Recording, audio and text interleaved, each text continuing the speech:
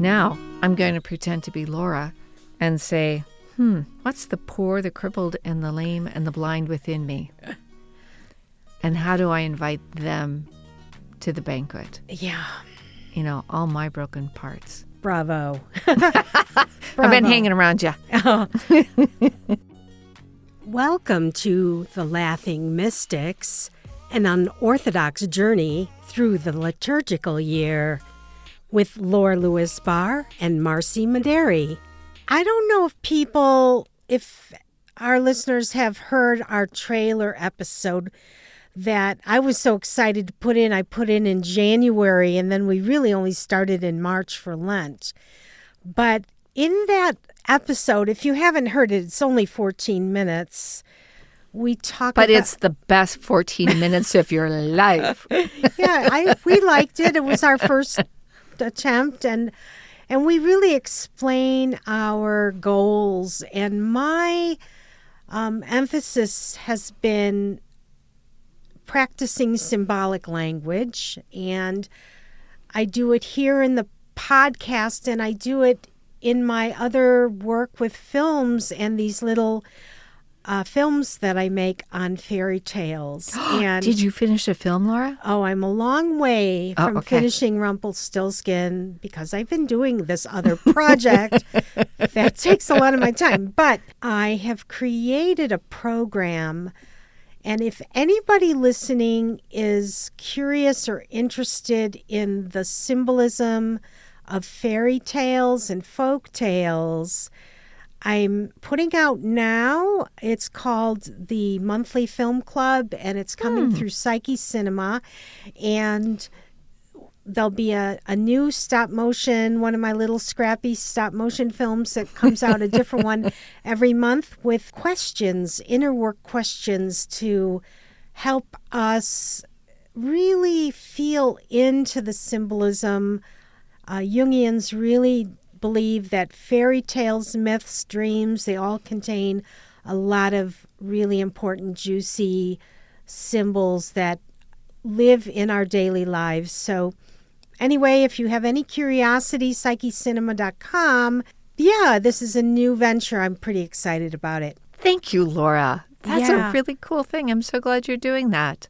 So will you have a group where you talk about these questions? Or is it really more for personal reflection? This will be kind of on our own, but the Psyche Cinema Facebook page will always be a place. And the platform itself that I'm using has space for us to write to each other. And maybe we'll, if it lends itself to creating some Zoom events, we can do that too. But right now, it's 1 month film and questions to entice you into exploring deeply. Cool. So it's asynchronous. So people can participate this whenever it's good for them. There isn't a set time or place. Well said. So just want to make sure everybody knows that. Yeah. And the films are short and quirky, and I love your films, Laura. Thank you so much. And I'm geeky, and I find all sorts of other materials, depth psychological materials, and even the original fairy tales, and kind of bring a lot of. I've written materials for teachers. I've spent a lot of years, creating this stuff. So I'm gonna start putting it out monthly. Thank you. Thanks for letting us know. Yeah, thank you. All right. Well, welcome, listeners, to Laughing Mystics. We are going to be doing the 22nd Sunday in the Kingdom of Heaven is Now time. A reading from the book of Sirach. My child, conduct your affairs with humility, and you will be loved more than a giver of gifts. Humble yourself, the greater you are, and you will find favor with God. What is too sublime for you, seek not. Into things beyond your strength, search not. The mind of a sage appreciates proverbs, and an attentive ear is the joy of the wise. Water quenches a flaming fire, and alms atone for sins. That's really beautiful. I just really like it. An attentive ear is the joy of the wise, that gift of listening. We've mentioned in different ways about spiritual direction. It's just a person who listens with an ear for God in your life and helps you really unpack the truth that God has set in your heart already. But, it's all about listening, and I'm grateful to be able to be a supervisor in a spiritual direction training program. And so it's, to walk with people as they really engage themselves as a listener. I think they're changed, and the people who interact with them are changed. Whether it's, spiritual direction or not, there is a difference when I am fully listened to. Wow. We could just spend the whole 40 minutes on that. That is just so great. And I would love to hear, whenever it comes up, stories about the power of listening and what you've witnessed. Mm-hmm. I mean, I know you have to say it in a way that doesn't impinge confidentiality, of course, but I just know you're really an amazing listener. Well, thanks. Yeah. I do have a story about when I was listened to. Oh, yeah. That made all the difference. I was a freshman in college, and I grew up in central Wisconsin, and the farthest my father let me go to school was in Michigan, Hope College in Holland, Michigan. That's as far as I could get.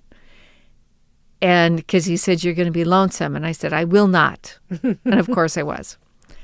And there was a girl I met. Her name's Claire. And we went out for dinner, the beginning of our freshman year. And she just listened to me like no other. And it was the first time I really felt connection, like someone really saw me or understood me. And we became roommates after that, but just undying devotion to her for her gift of listening. Yeah, it makes me want to invite all of us to have that memory of being listened to, because it is one of the most beautiful gifts that we can give each other, and just recalling that can bring so much goodness to my own heart. Do you have a story?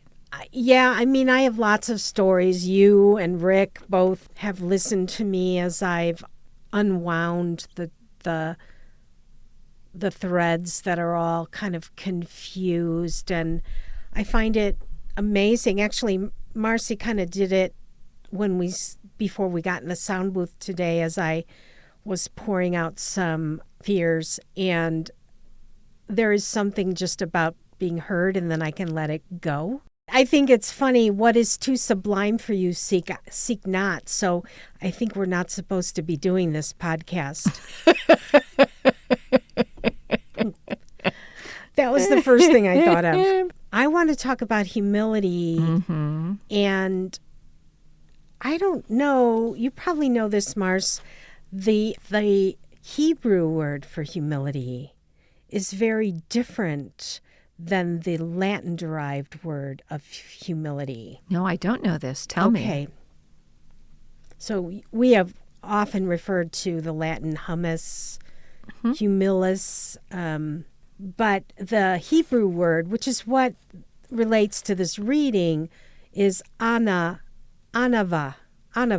And I did a lot of reading about it because it was super fun. And anavah, in this one website, which I'll post, proudly humble, they say it means to respond, is what it means. And that it is very, very different than the meekness and the making oneself kind of on the ground. That it's a very, very different word. And so a story related to it in one of the readings I had was every person should have two pockets.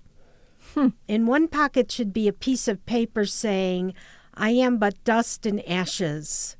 When one is feeling too proud, reach into this pocket and take out this paper and read it. In the other pocket should be a piece of paper saying, for my sake the world was created. When one is feeling disheartened and lowly, reach into this pocket and take this paper out and read it. We are each the joining of two worlds. We are fashioned from clay, but our spirit is the breath of Adonai. This is from Tales of the Hasidim, later Masters by Martin Buber. So just one last thing. So the idea is that we have to claim our talents. This is who God has made. This is who I am. And that I respond to the world with my talents. And that is humility from the Hebrew viewpoint. Right. Yes. And even that Latin connected with humus, the earth, I think we misinterpret it like that we have to be covered in dirt and laying down on the ground, as opposed to just being connected, grounded, rooted in who I am. Nice. Part of what we've mentioned the Enneagram before, and I'm a 2 on the Enneagram. There's a virtue and a vice associated with each Enneagram type. And so for me, it's pride, which I mentioned just on the last episode. And the virtue is humility. And humility is not putting myself down. It's not saying I don't need, because everybody needs something, right? We all need things all the time. Yeah. But true humility is the easy flow of giving and receiving. Sometimes I give and sometimes I receive, and both are okay. And that has really made a huge difference for me internally and how I am in the world. That because too much quote unquote humility is actually pride in another form, because it's like I don't need anything, which is pride. Everybody else needs something, but I don't. Yeah. I don't have to eat or sleep. I love what you're saying. And I want to add this question that I read. How am I using the divine gifts that have been given to me? Am I reaching my own potential for greatness? Like even that is considered humility on this site, because it is responding to the gifts I've been given and working to offer them. In a real natural, easy way. Right. That I'm not greater than anybody, but I do also have gifts. We don't even need to be in competition or comparing ourselves. Oh, yes. Because everyone's gift is unique. I love that. Yeah, just grabbing my own gift. Yes. I have a yoga teacher who would say, stay on your own mat. Stay on your own mat. Because she would say, if you look at your neighbor and you're doing better than your neighbor, quote unquote, and you're feeling puffed up about that, that's ego or pride. Yeah. But also if you look at your neighbor and you're like, oh, they are doing so much better than me, that's also ego and pride. I just recently posted on Facebook, I think it was today actually, but this is going to come out later. But anyway, it's Jesus and the Wheel of Fortune. I like the Wheel of Fortune as something to meditate on, that things come and go. There is no clinging. No. I think you're really good at it. I'm kind of surprised to hear that this is like work for you, because you don't seem to have. I guess you've influenced me a lot in that way. Well, I've been doing this for 20 years. I don't ever get to stop doing my work. But as you know, because you've been doing this for decades as well, the work becomes more familiar. It's not that you don't get to stop doing it. It gets a little easier, right? You get stronger. Yeah, I guess. I've become, and I think creative people I think it takes a certain amount of ego to be a creative person because you are acting like God. You're making something.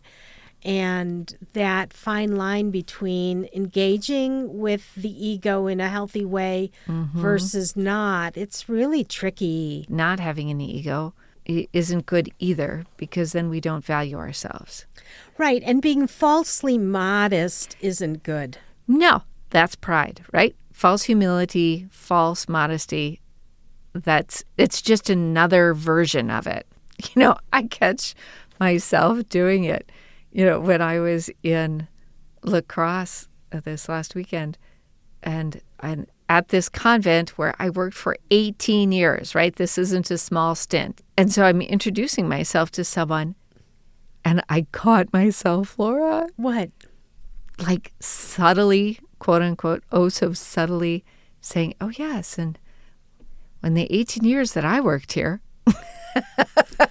so like dropping that piece in there so I look important, I look bigger. It wasn't necessarily an important part of that conversation. I just dropped it in so I looked great. So it's I'm still doing it. I'm still doing my work, noticing when I don't get there. Well, the stages of the work vary. And lately it feels to me like the stage I'm in is loudly proclaiming my gifts. Because I think I have spent so many years. In fact, I know I've spent a lot of years going, I'm not good enough. And that's been the mantra. And I've switched to, hey, I think I got a gift. Yeah, I got a gift. I got a gift. And that feels so good. So, I think it depends maybe where we're at in the journey. Of course, we all have our own work. Our work is not the same. And it's not the same even at any given point, throughout our life. Right. So I'm really glad, I'm rejoicing with you. Thank you. And everyone should have a spiritual director. Yes, I agree. Can. I agree.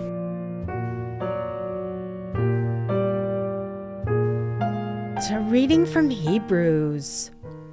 Brothers and sisters, you have not approached that which could be touched, and a blazing fire, and gloomy darkness, and storm, and a trumpet blast, and a voice speaking words, such that those who heard begged that no message be further addressed to them.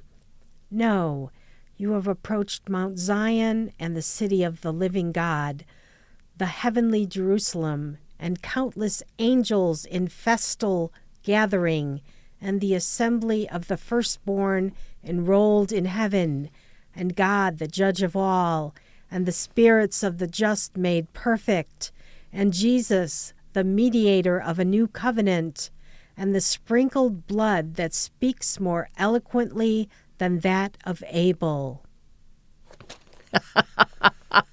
Oh, Hebrews. Wow. It's something.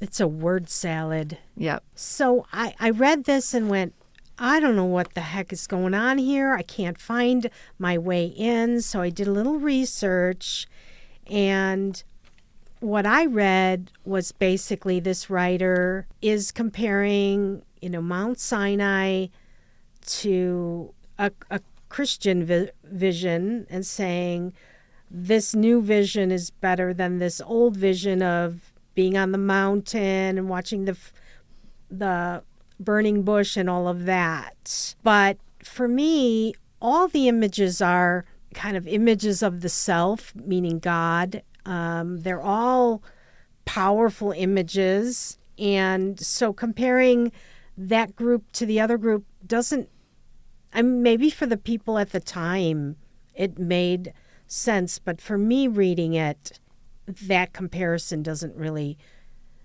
move me to go, oh yeah, this is much better. For me, it's about outer and inner. That first part with the blazing fire and glooming darkness and storm and trumpet blast and voice speaking, which are all theophanies, but it's all happening outside me. Okay. And and that, nope, you have approached, and that living God is the spirits of the just made perfect or whole. Just going to substitute that word in there. And the new covenant, that feels more internal. Like, okay, God just went from this great big outside God to inside, personal, new covenant God.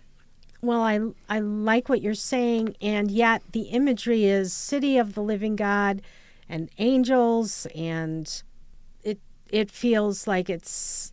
You feel like it's still outside? I mean, the one is more like a historical happening, and this other one is a more imaginative happening. So on that level, I'm with you. I keep thinking of Revelation when I read this. Mm-hmm. It feels like Revelation. Mm-hmm. Agreed. This is from a commentary. This is, I guess, kind of where I started. We no longer remain at a distance, but approach God with confidence in God's care for us. Somehow or another, though, like all that stuff outside, like, settles in for me. And then we have Jesus, the mediator of the new covenant and the sacrifice. With Jesus' blood. On the surface, I can feel really uncomfortable with that and just really have to go to the idea of blood as being the life force within a person.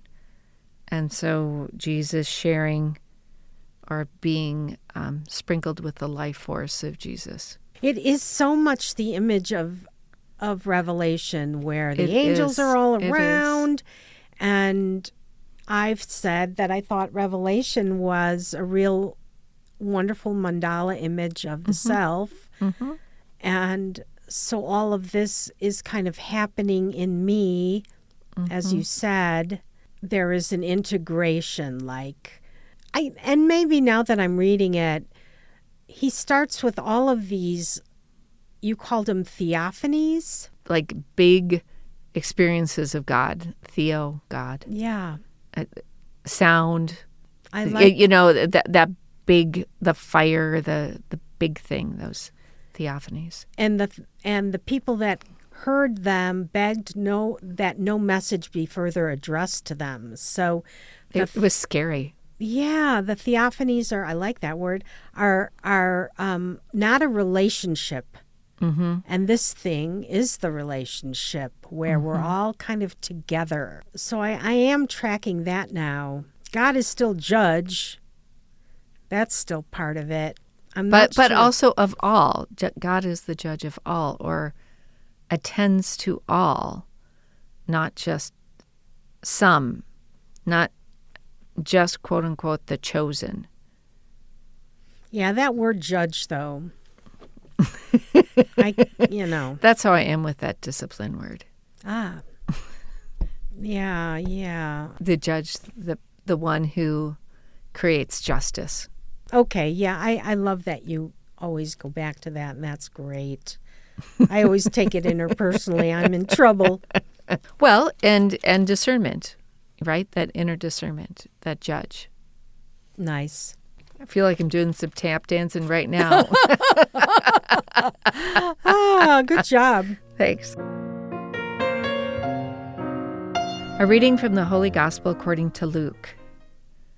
On a Sabbath, Jesus went to dine at the home of one of the leading Pharisees, and the people there were observing him carefully. He told a parable to those who had been invited, noticing how they were choosing places of honor at the table.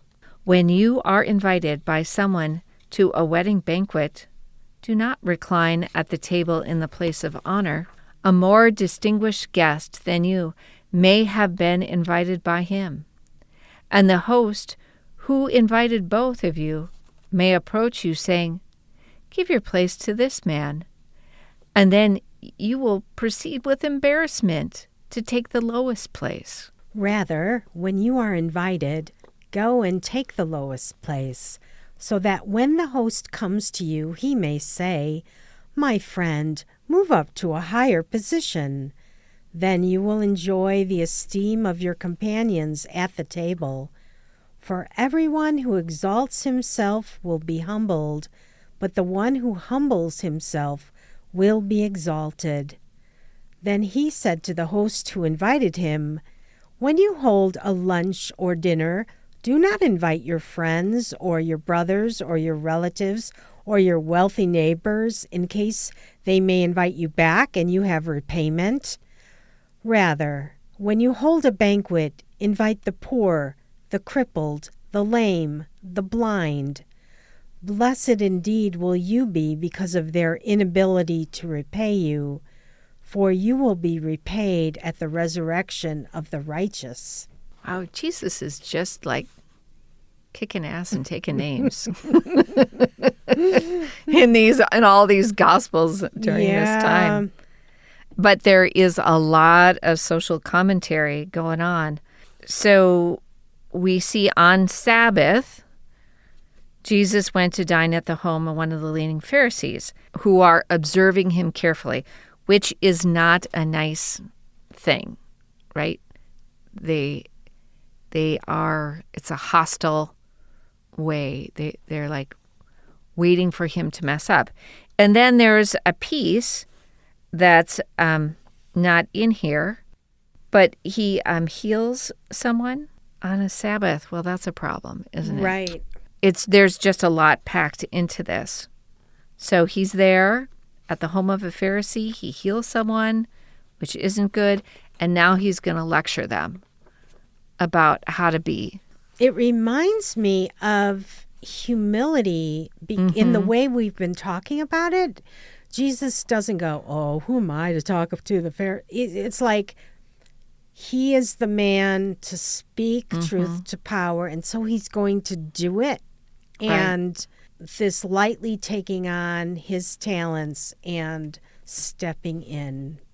Because he's not a guy who's had special education. He's not a rabbi. He's not a Pharisee. He's not a whatever.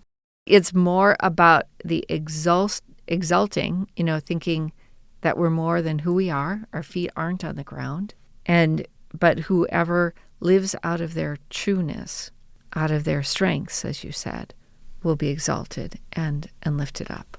Yeah, I in my reading about humility, I read about a rabbi who was like one of the most esteemed rabbi, and the writer goes to see him. This very, very, very famous man, the writer says he felt like he was the only person in the room. He felt so seen by the rabbi. The rabbi wasn't about exalting himself. He was about hearing this other person. But in doing that, he was so beloved because he was so able to not worry about his gifts. He showed up with his gifts, and one of his major gifts apparently was to listen well. And so he was exalted for that. Like I've known people who are intelligent, maybe a little less intelligent than they think they are, but okay, but they love to use amazing vocabulary and having the person they're talking to be confused because somehow or another it makes them look great when they just look like an idiot. Well, I wanted to talk about who we are supposed to invite to the banquet. Yes. The poor, the crippled, the lame, and the blind. Yeah. What I got in touch with as I did a little active imagination around it was my clinging to health and wealth, especially health, and my discomfort with illness or disability. Sorry, I hate to admit it. It's really, I feel terrible to admit it, but I think there is something human about being uncomfortable with illness, disability. It's something I have to work against. Jesus is asking me in this reading to enlarge my capacity to not only want to be around the healthy and the wealthy, but to embrace those who have little and who don't have the gift of health. And these people are all impure in Jesus's time. And so association with people who are impure, can require a purification ritual. Now, I'm going to pretend to be Laura and say, what's the poor, the crippled, and the lame, and the blind within me? And how do I invite them to the banquet? Yeah. All my broken parts. Bravo. I've been hanging around you.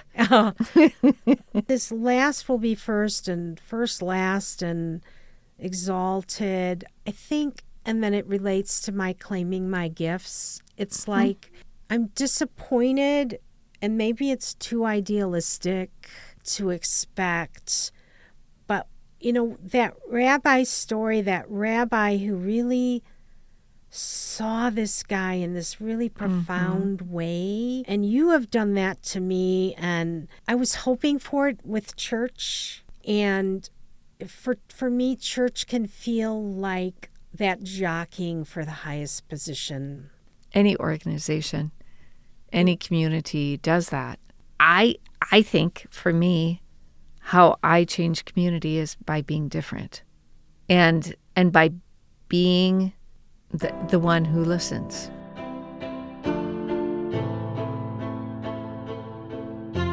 We have a Facebook page that's getting more active, and which is all to Laura's credit. So thank you, Laura. You're welcome. I like to kind of make things work multiple. So I'm researching the readings, and then I find a quote and like, oh, let's put that on Facebook. And so Facebook and our show notes have some background from what I'm looking at.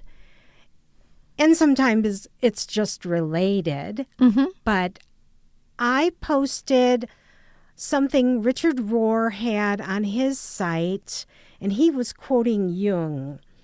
And I'll read the quote that I put on Facebook because we had a comment that I thought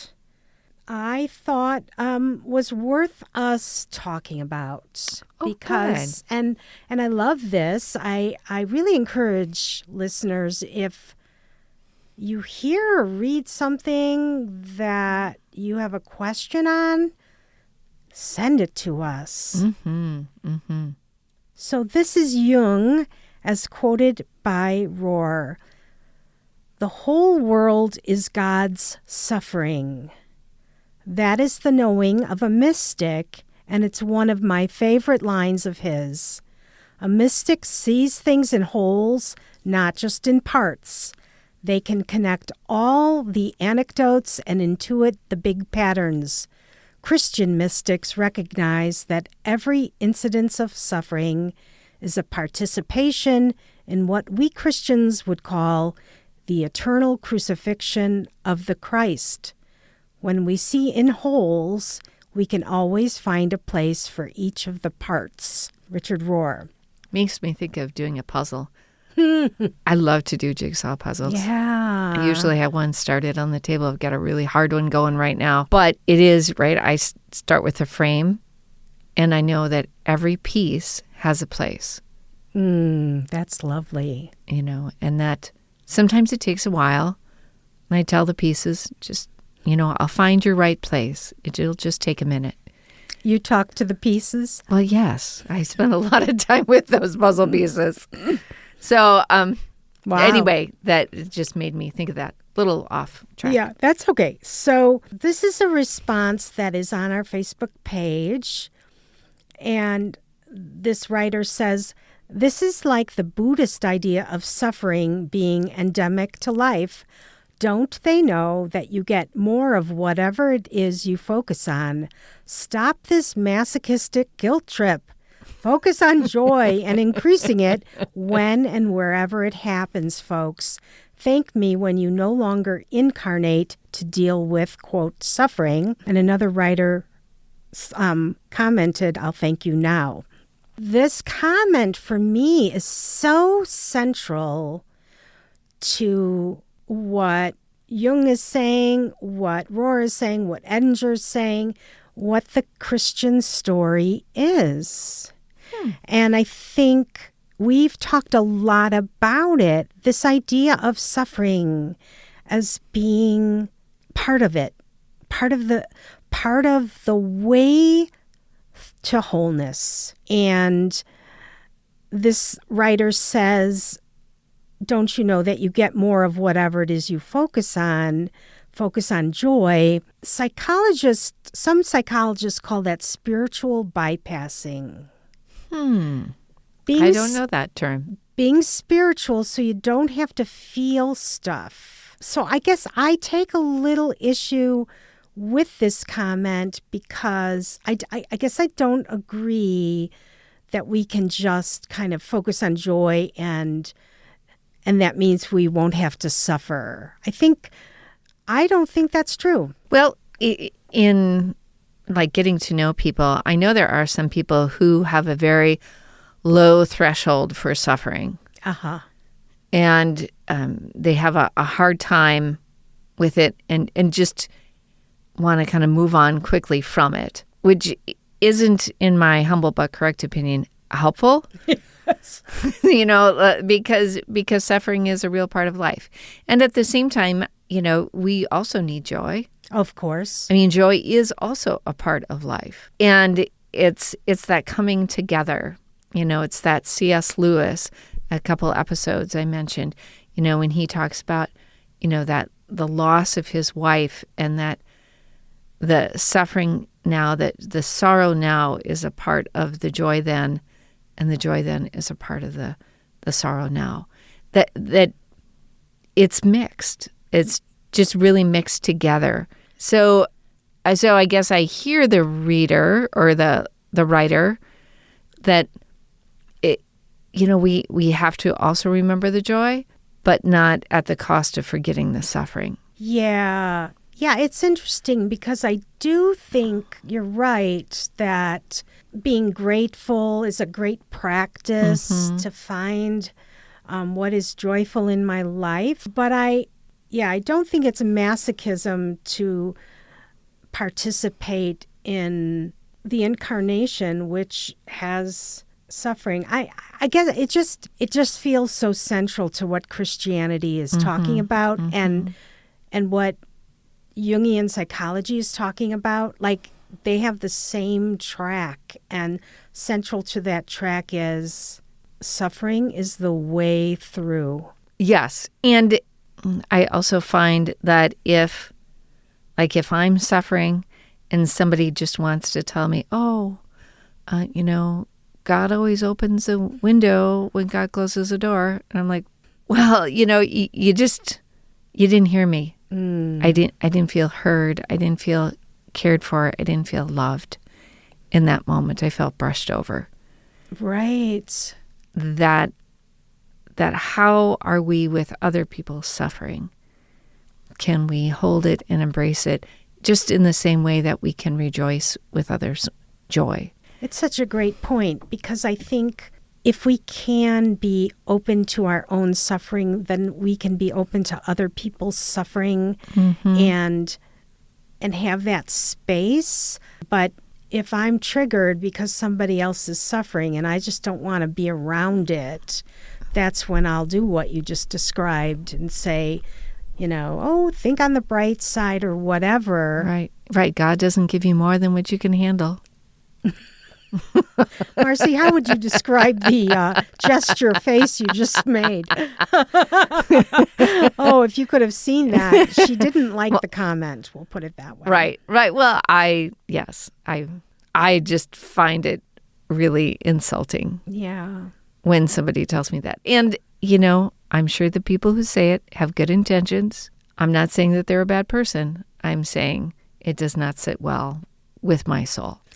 And I think in general, if we can all think back of times when we've been in pain, a loss of a loved one or illness or something, those comments don't generally land well for any of us when we're in a dark place, when we're in a painful place. Being asked to kind of buck up and focus on the joy. Yeah.